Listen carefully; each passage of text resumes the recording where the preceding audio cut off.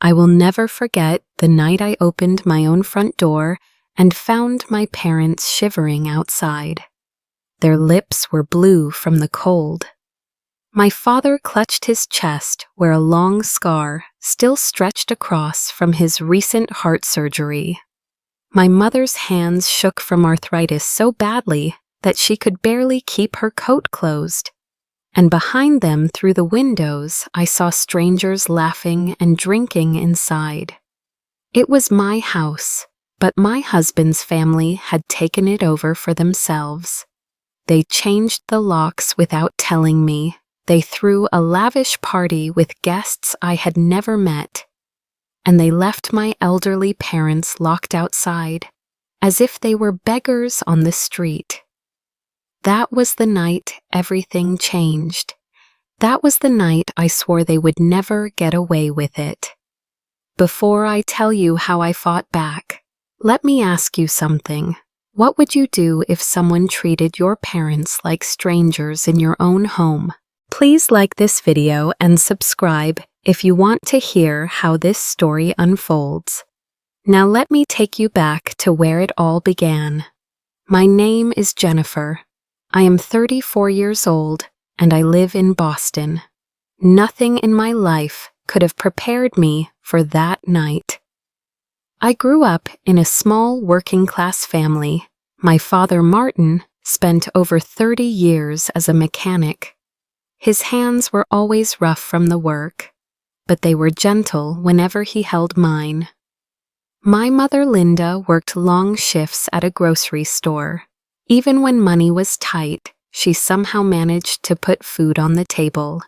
She made every Sunday dinner feel like a holiday. We never had much, but I never felt poor, because my parents gave me everything they could.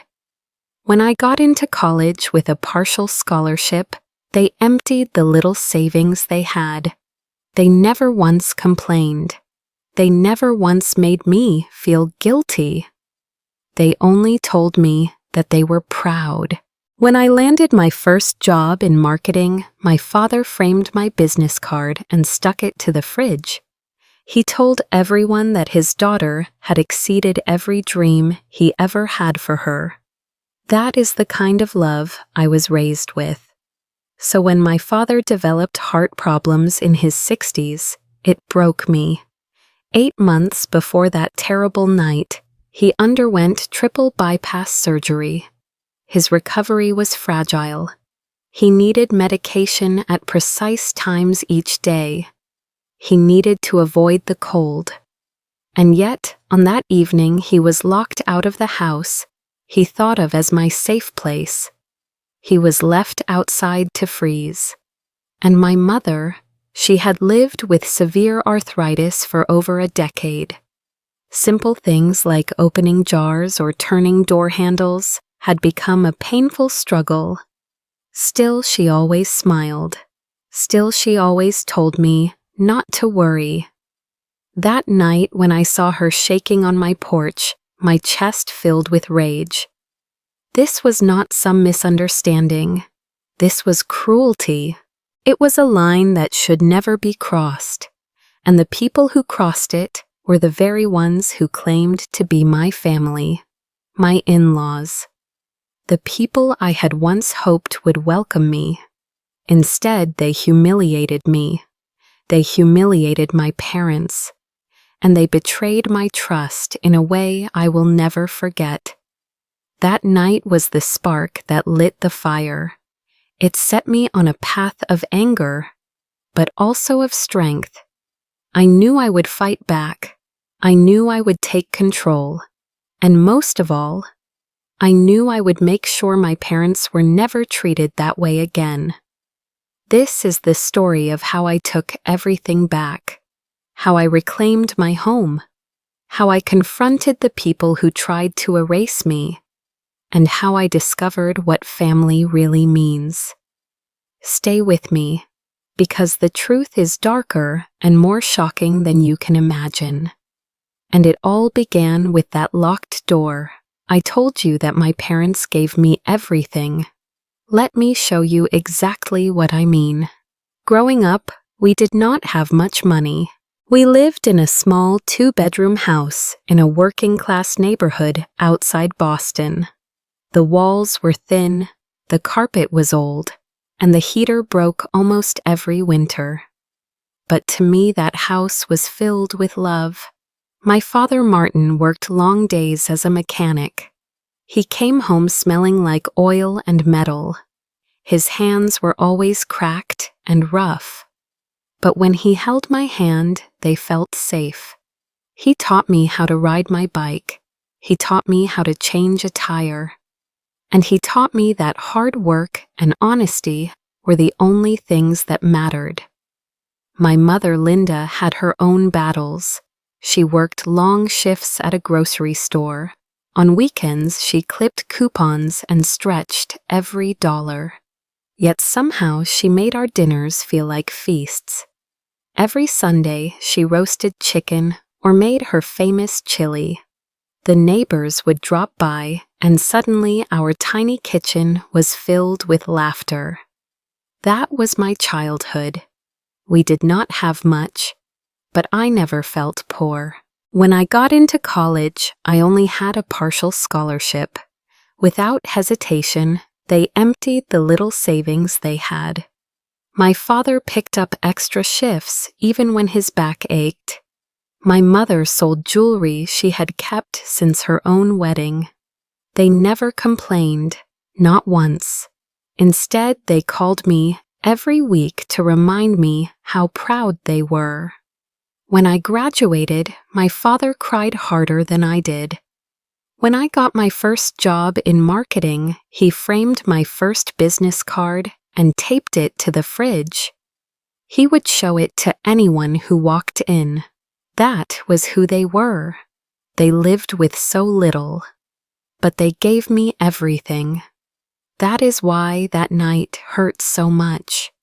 Because the people who had sacrificed for me were the same people left outside in the cold, and I cannot tell you how much rage that stirred inside me.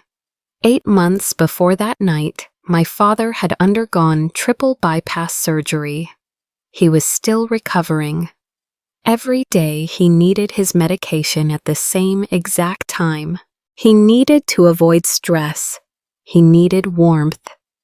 And yet, there he was, standing in the freezing night air, locked out of my home. My mother was no better. Her arthritis had worsened every year. Even holding a cup of coffee hurt her fingers. She was always smiling, though, always pretending it was fine. But that night, she was trembling so hard she could barely stand. And still nobody opened the door for them. I want you to picture that. 2 elderly people standing in the cold, while inside people in suits sipped wine. Laughter echoing through my own house, while my parents nearly froze on the porch. If that image makes your blood boil, then you understand how I felt. This was not an accident. This was not a mistake. This was a choice. Someone chose to leave them out there. And that choice nearly cost my father his life. I knew in that moment something had to change. I could no longer pretend that everything was fine. I could no longer hope that my husband's family would eventually respect me. Because if they were willing to do this to my parents, then what would they do next? And the answer to that question is even worse than you can imagine. You want to know what they did next? Let me tell you about Mark. I met him 7 years ago at a marketing conference in New York. He was tall, confident, and full of ideas. He spoke about business like he was already running the world. And I will admit it, I was impressed. We exchanged cards and went for coffee. Coffee turned into dinner. Dinner turned into late-night walks through the city. Before long, I was swept up in a whirlwind romance. Within a year, we were married. At first, it felt perfect. Mark made me laugh. He supported my career. He cooked breakfast on Sunday mornings before we went to my parents' house for the dinner. Back then, I thought I had found my partner for life. But slowly, little cracks began to show. Mark never ignored his parents' phone calls. Even during dinner, he would drop everything to answer. He always said they just cared, that they only wanted the best for us. I believed him. I wanted to believe. Until I met them, his mother Patricia and his father George. From day one, they made their opinions loud and clear. At our engagement party, they walked into my parents' modest home, like they were inspecting a second-hand car. Patricia smiled and said how charming it was to see such simple living. George asked my father about his retirement plan and then laughed when he mentioned his pension. That should have been my first warning. But I told myself they would warm up. I thought love could smooth over the differences. I was wrong. During wedding planning, Patricia criticized every choice.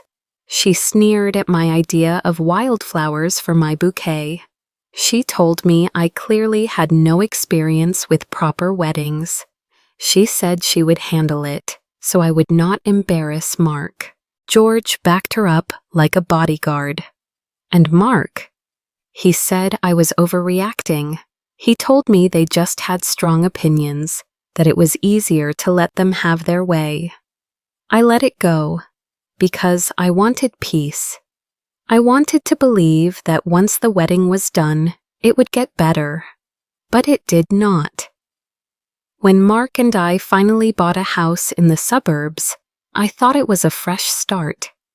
We found a 3-bedroom Tudor-style home that stretched our budget but felt right. I used most of my bonus for the down payment, $85,000 from my account. Mark asked me not to mention that to his parents. He said they assumed he was doing well enough. He did not want to disappoint them, so I stayed quiet, even though the house was my dream. A guest suite on the first floor where my parents could stay as they age. I thought it was perfect. Patricia and George thought otherwise. When they first visited, they brought a decorator. Without asking, they walked through each room taking notes. Patricia pointed out flaws in the kitchen that had been renovated just 5 years earlier. George said the master bedroom was too cramped. Patricia smiled at me and said, "Do not worry, dear. We will fix all this." That was the moment I realized something. This was not just my house. This was a stage for them, and they were about to take control in a way I never imagined. What happened at our housewarming party was only the beginning, and the way they hijacked that night will leave you speechless. The housewarming party was supposed to be mine. I wanted it to be small and warm. I planned a menu that fit my father's new diet after his surgery. I rented extra cushions so my mother could sit comfortably with her aching joints.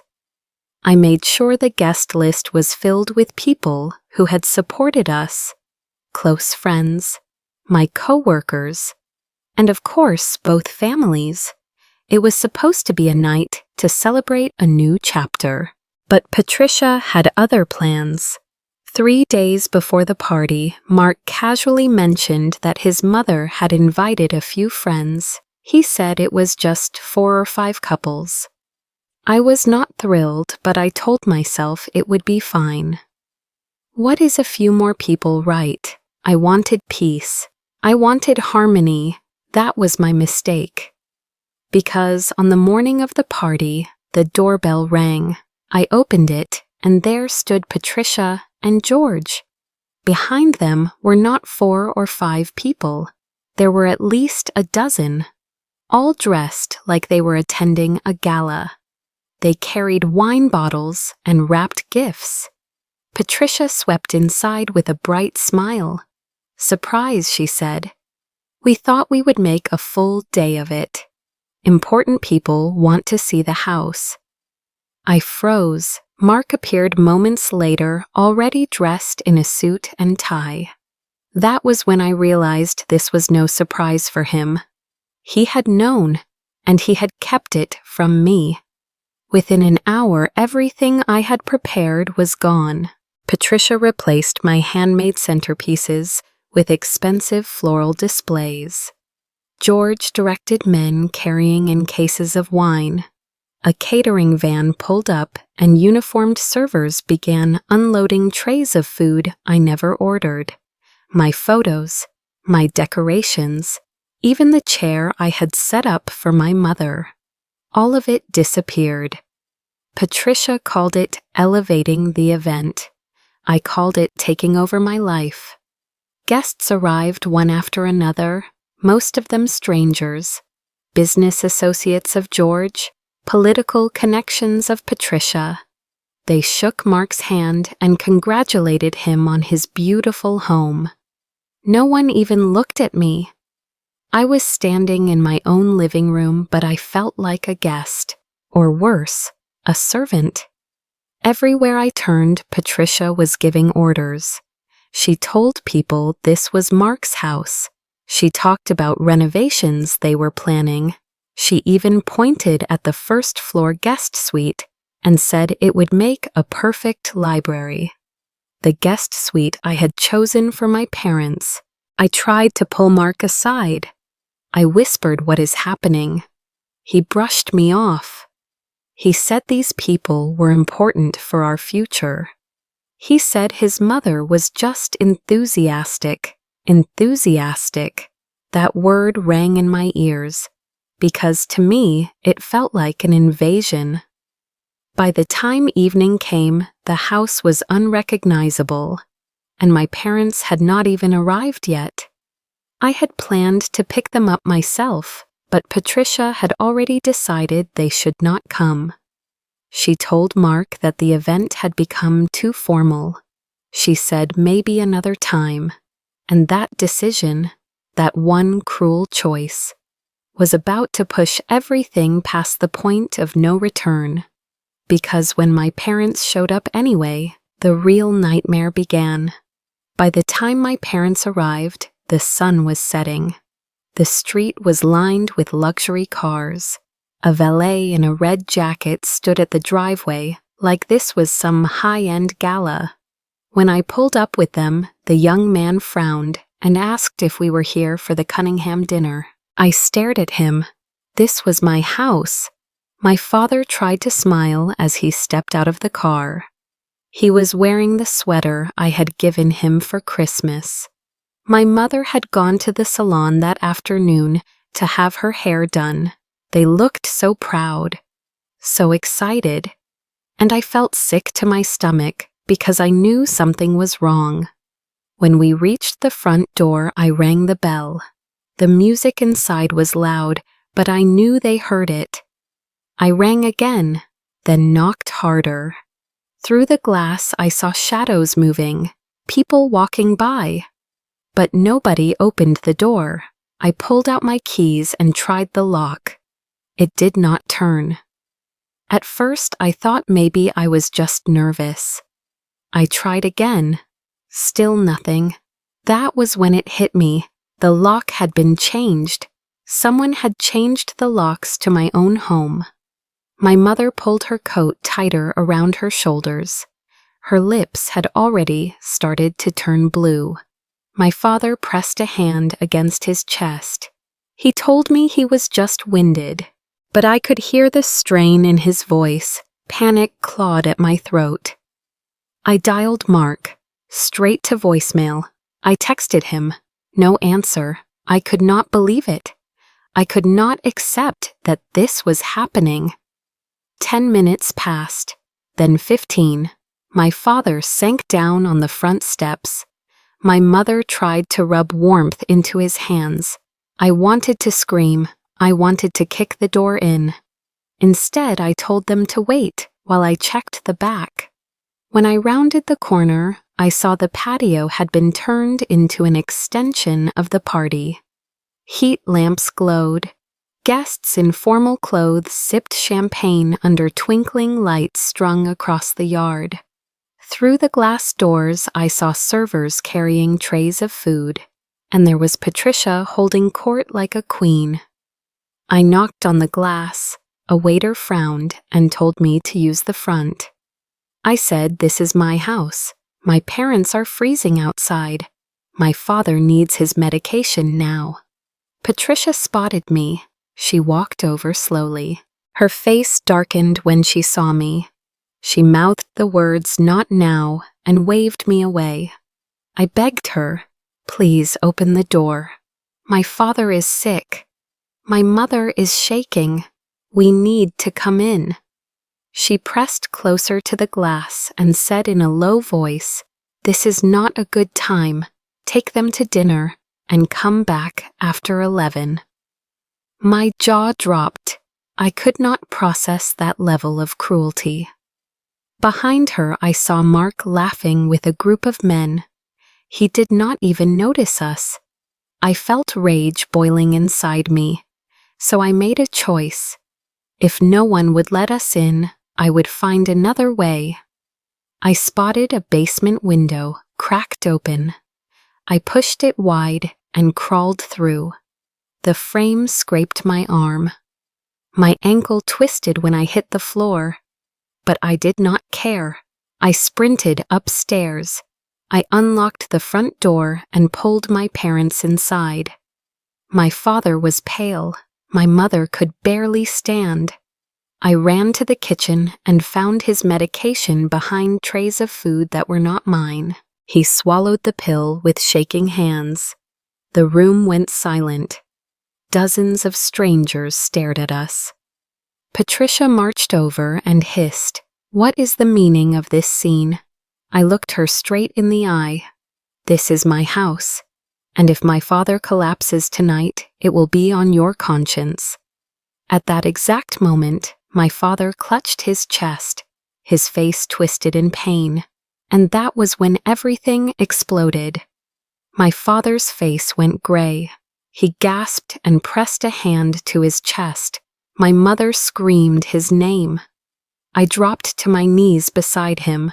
He whispered that the pain felt like his last heart attack. My whole body went cold. I fumbled for my phone and dialed emergency services. As I gave the operator our address, the party went silent. Dozens of strangers froze with wine glasses still in their hands. Patricia rushed over and hissed at me. "Do you have to do this now? You are embarrassing us." I could not believe my ears. My father was in agony, and she cared about appearances.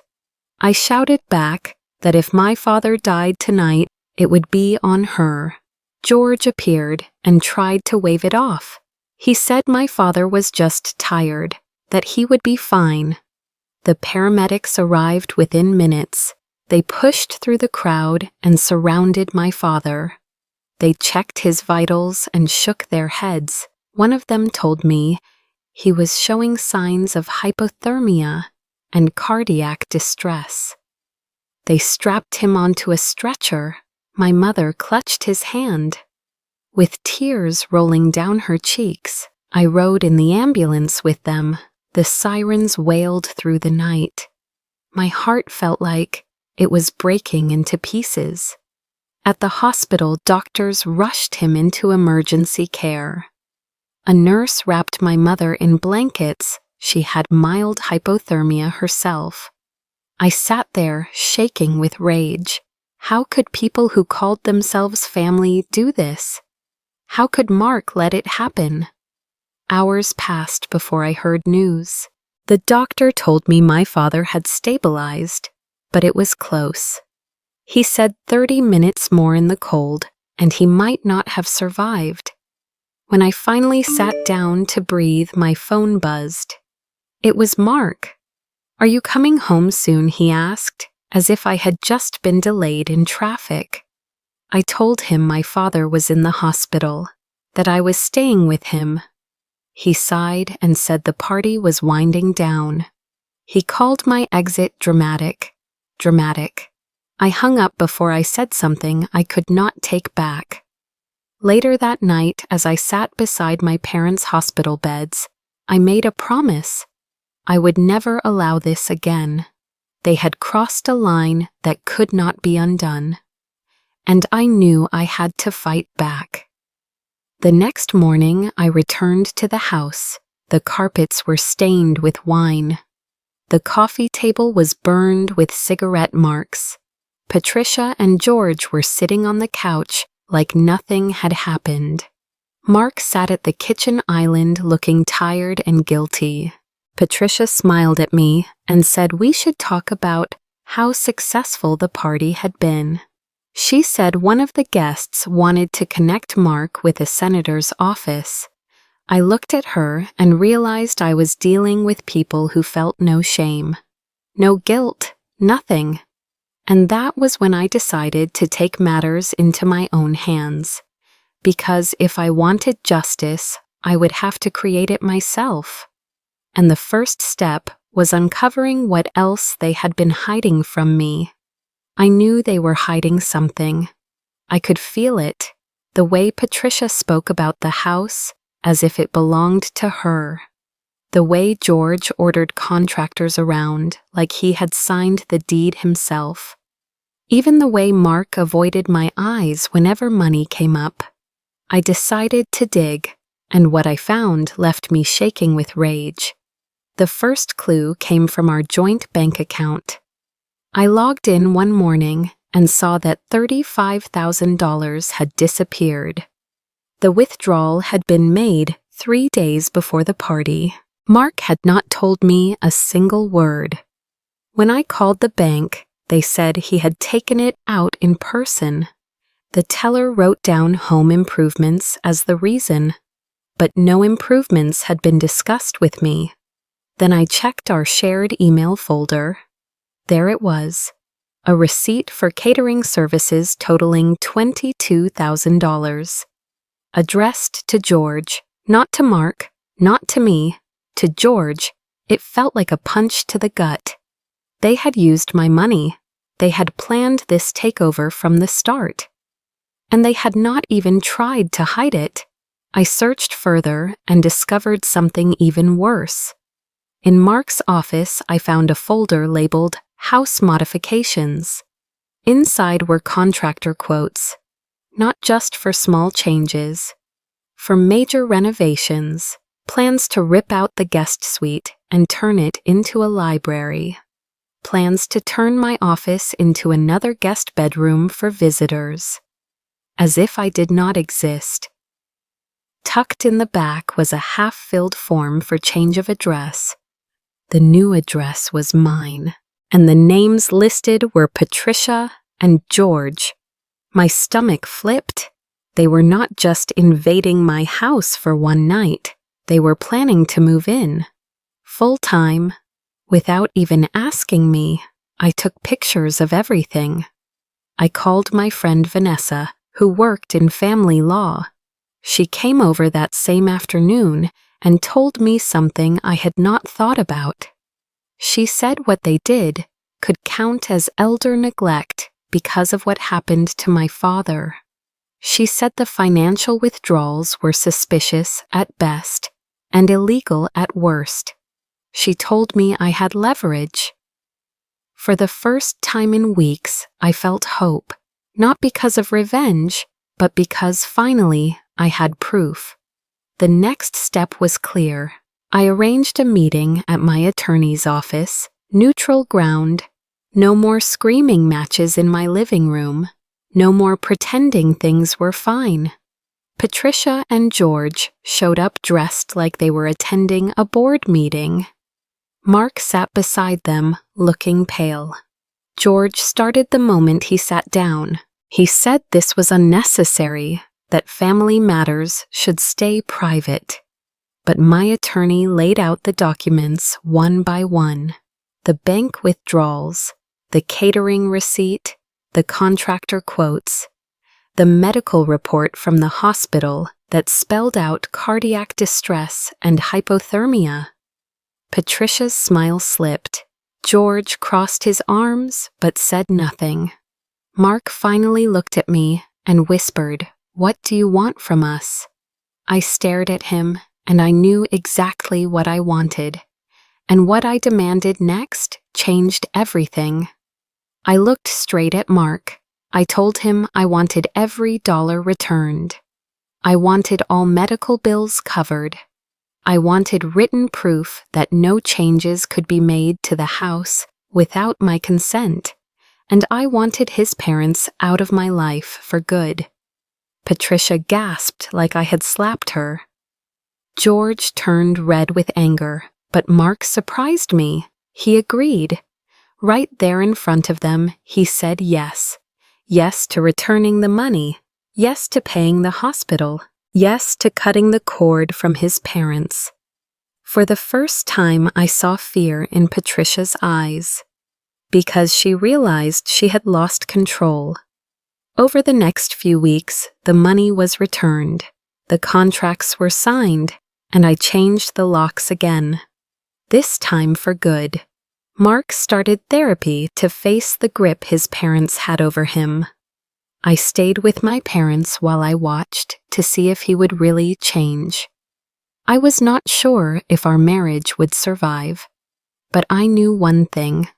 I would never let anyone put my parents at risk again. Not for money, not for status, not for appearances. 6 months later, life looked different. My father was stable. My mother was managing. Sunday dinners returned. We laughed. We argued about little things. And we healed together. The house finally felt like my home again. My photos hung on the walls. My mother's chair sat proudly in the living room. The guest suite was still waiting for them whenever they needed it. And Patricia and George, they were nowhere to be seen. What did I learn from all of this? That family is not defined by blood, but by respect. That setting boundaries is not selfish, it is survival. That protecting the people you love sometimes means standing up to the ones who try to control you, even if those people are family. I also learned something about myself, that I was stronger than I thought, that I could fight back even when I felt powerless, and that no one gets to decide who belongs in my home but me. Now I want to ask you, have you ever had to stand up to family members who crossed your boundaries? Would you forgive them, or would you cut them out for good? Tell me in the comments because I want to hear your stories. And if this story moved you, please like this video. Hit subscribe so you do not miss the next one. Because sharing these stories helps all of us see the red flags. It reminds us we are not alone when people cross the line. Stay strong, set your boundaries, and protect the people who truly matter. Because in the end, that is what family is all about.